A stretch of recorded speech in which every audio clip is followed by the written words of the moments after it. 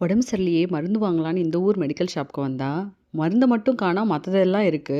நான் அப்படியே ஷாக் ஆயிட்டேன்.